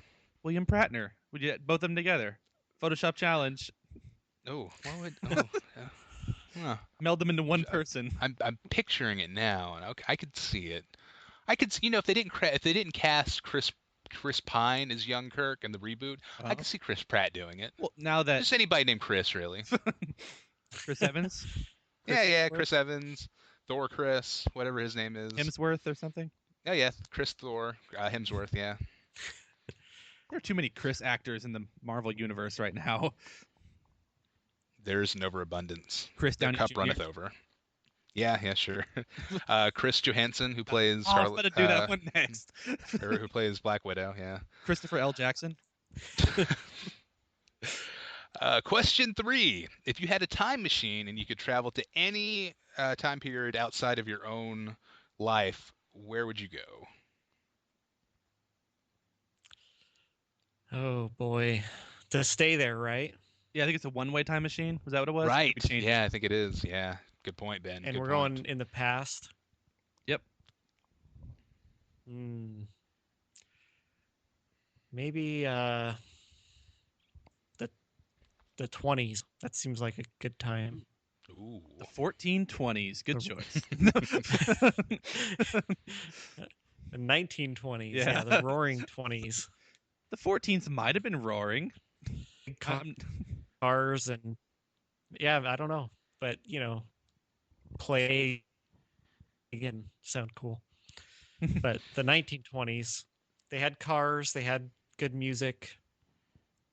Seemed like everybody was just partying the whole time. Yeah. So. Well, now they're underground bars. There was a lot of partying going on in the 20s. All right. Yeah. The gangsters probably helped with the partying too. Yeah. Good answer. Good answer. Question 4. I always forget the wording on this weird question. Who would your okay? Let me think about it. Who would you least? What dead person would you least want to be haunted by? Yes. Okay, that's it. Man, yeah. I wish I had time to prep for this one. So I'll just I'll just say the first name that comes to mind. Lee Harvey Oswald. Yeah, it's a good one. that'd be pretty bad. And last question. This is a tough one. I should have given you a heads up. What is your favorite dessert? Ooh, Don't say s'mores. I wasn't. Let's see. I'll go with one that I don't have nearly often enough. Pumpkin roll. Ooh, that's never had one, but it sounds really good. Yeah, We what is had a 'em- pumpkin roll? We had them at our wedding reception. Ooh. It's kind of like you make a flat sheet of this pumpkin stuff, and then you spread like cream cheese frosting on it, and you roll it up, so it's kind of like a swirl. I want one. And then you cut. I don't know what you'd call it. You cut it along the axis, so you have discs of the swirled pumpkin and cream cheese frosting. It's really good. Serve it kind of chilled. I want to see if I can get some of those sometime. That sounds really good. It does sound delicious. And that concludes. Better know a podcaster. Better know a podcaster. Yeah, I this is my bad. I should have been asking rapid fire, and then we go back. Oh wait, doesn't conclude it. There was too much explanation. wasn't there? No. That's I was asking follow-up questions. That's really where I made the mistake. This is not the end of no. this, Brian. No. Oh, right. Our surprising twist that we do every time. That's right. The tables have turned. I'm going to now give you the opportunity, if you would like, to ask us one question. All right. What is your least favorite Stephen King novel? Oh, Got mine.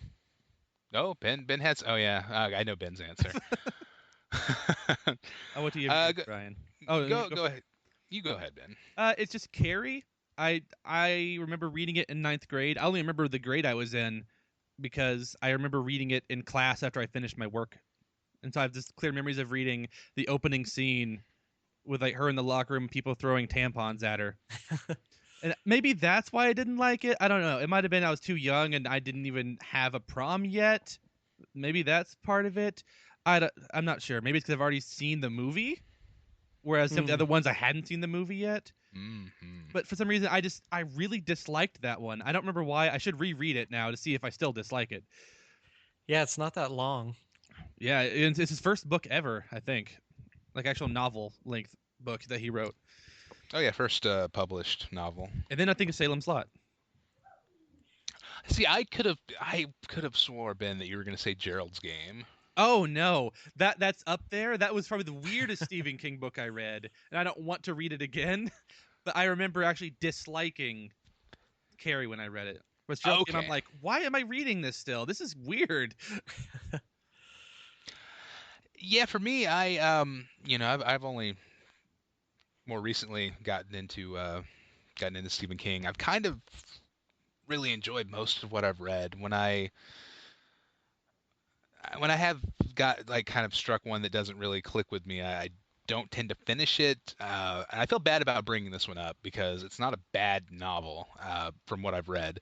But Doctor Sleep, as a follow-up to The Shining, I feel like I went in with the wrong expectations. I want to revisit it at some point, knowing what it is, but I went in expecting like, oh, the further adventures of Danny Torrance as an adult, and then it takes this weird left turn, which I suppose is what I would want to happen. I wouldn't want it to be exactly what I'm expecting because that would be boring. I don't know. Ben, did you finish it? I know you were reading it at some point. We never finished it. Because you also didn't like it. Well, I get it, man. It wasn't only didn't like it, we kind of got distracted with other things. Oh, okay. It did get weird partway through, and I was like, oh, that's not really what I was expecting from what people are billing the Shining sequel. Maybe if it wasn't billed like that and was billed as a separate book, I might be more with inclined. crossover characters. Yeah. Like if it's billed as its own story and then you read it's like, oh, it's actually, hey, it's Danny from The Shining and also Scatman Carruthers. He's also here. Yeah, if it's like that, maybe. Oh, I forgot something I didn't like about Mr. Mercedes. I forgot to mention a while ago. The only thing I don't like isn't even really not even really a big thing. It's just it's kind of weird that out of all his books, this one is not in the same universe. Like, I thought that was actually really interesting that he intentionally set it out of. Well, it's not that I hated Castle it or Rock anything. stuff. I was just like confused because normally people are like, oh yeah, remember back in Derry when that clown or whenever all those children disappeared. No, in this, people saw the movie It. They saw the movie Christine. And so I was like, well, it was just off-putting compared to how I'm used to reading his books, where, yeah. Yeah, but I really appreciated that because that happens early on, and I feel like that helps establish the tone of it being being like a more of like a hard crime novel. Because if I were reading about this cat and mouse game between a retired detective and a serial killer type guy, and I feel like it would have taken me out of it if at the same time I thought like, I know there's a demon clown somewhere in this world. I know there's a dome. Really? But yeah, I forgot to mention that. But yeah, Carrie is mine. Okay. And Dr. Sleep is yours. I guess Dr. Sleep. Oh, what about you? Do you have a least favorite? Probably Insomnia. I remember reading that one. It was very long from what I remember. And it was just an old man who saw auras or something. That's all I really remember. It didn't seem like much went on. So Hmm. when you're spending a lot of time with the character, just like looking out the window. I mean, overall, the whole concept I found interesting, but yeah, it could have been shorter, I guess. So you're saying Insomnia was a real snooze. It would cure it. That's how we end the segment, guys. Good night. Wait. Oh, sorry. Sorry, actually. Hey, no feedback this week, but if you want to write into the show, we encourage you to do so. Our email address is happycastfeedback@gmail.com, or call in, leave a voicemail. Our number is 77HAPPY-NUN. That's 77HAPPYNUN. Check us out on the web, happycast.website.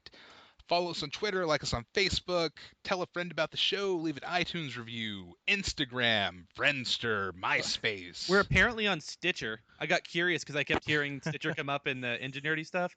Then I'm like, what? I decided to check us. Did we put ourselves there, or is it like an automatic thing? I don't know. I don't know how Stitcher works anymore.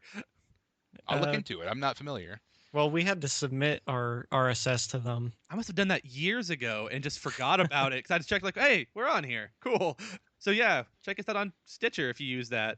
No, neat. Also, check out the Ingenuity Show because they're also on Stitcher. Absolutely. I second that recommendation. Well, I think that does it for the podcast. I gotta say that the new setup that you've kind of thrown together here seems to be holding up. It's working really well. I feel like I'm no audiophile, but I feel as though the quality's improved a little bit. Good. Yeah, I got rid of all that steam piping, so you're not relying on the steam anymore. Oh, okay. Well, I mean, if you did away with the steam power, what's powering the podcast equipment now? Well, it is now powered by friendship. Oh, that's nice. Well, on that note, that does it for this week's podcast. We hope you join us next week. Thanks again to St. Jimmy. Until then, remember, Stay Stay nerdy.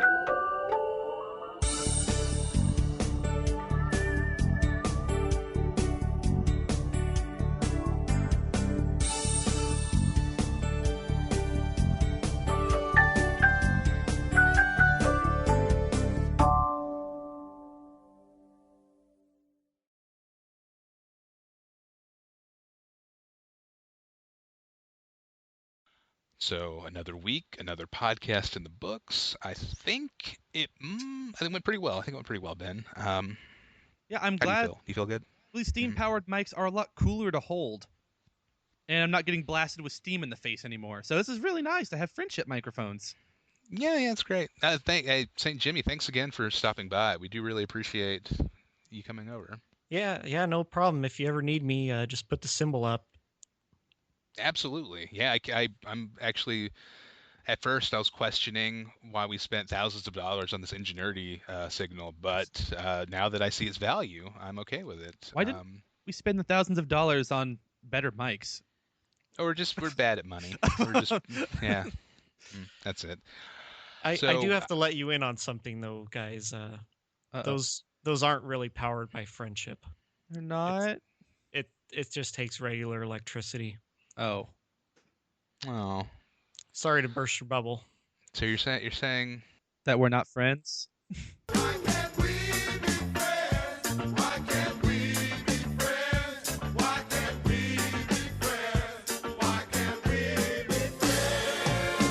no, we can still be friends.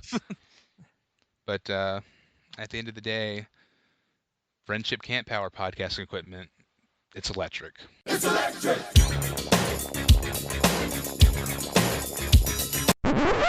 Stop the music. Don't forget that next week is the event that comes only once every 4 years. Start training now.